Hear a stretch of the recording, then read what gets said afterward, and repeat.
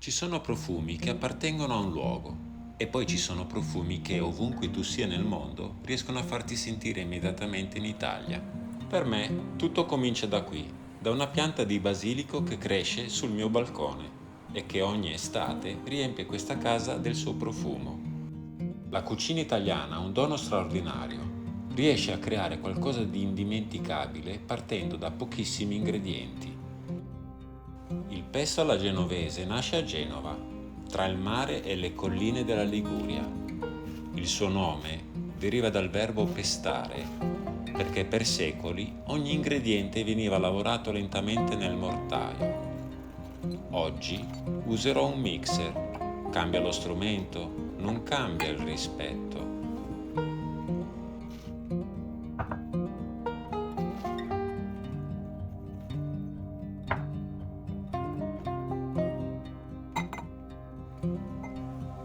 Ogni ingrediente è qui per una ragione precisa. Nessuno vuole essere il protagonista assoluto.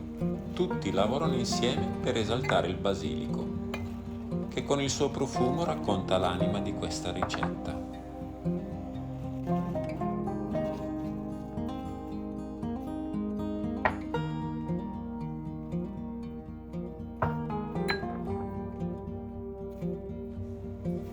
Forse è proprio questa la lezione più bella della cucina italiana. La vera eccellenza nasce dall'equilibrio, non dall'abbondanza.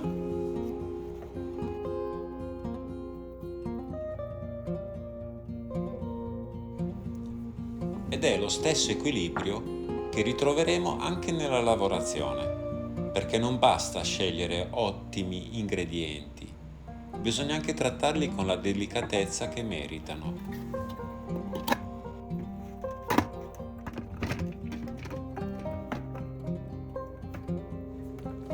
Preferisco lavorare il pesto a brevi impulsi. Ogni pausa permette al basilico di tornare naturalmente verso le lame, ottenendo un taglio più uniforme e limitando il calore che potrebbe alterarne il profumo e il colore.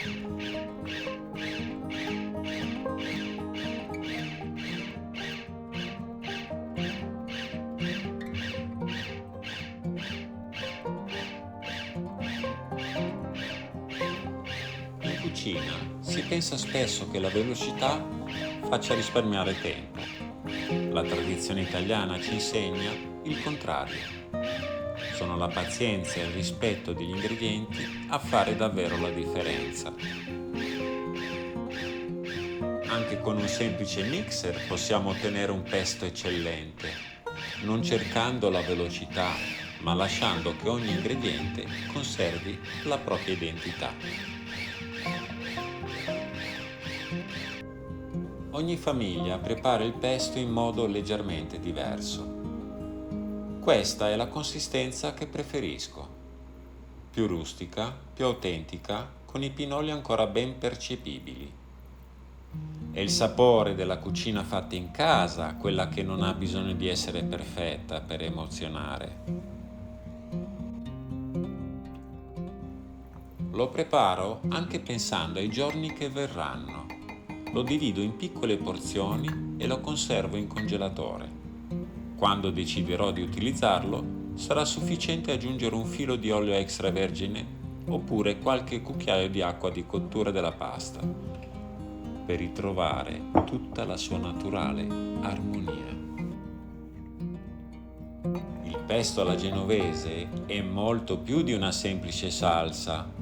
È il profumo della Liguria, il rispetto per gli ingredienti straordinari e il valore di una tradizione che continua a vivere ogni volta che qualcuno decide di prepararla con le proprie mani. Perché ogni ricetta custodisce una storia e noi siamo qui per raccontarla.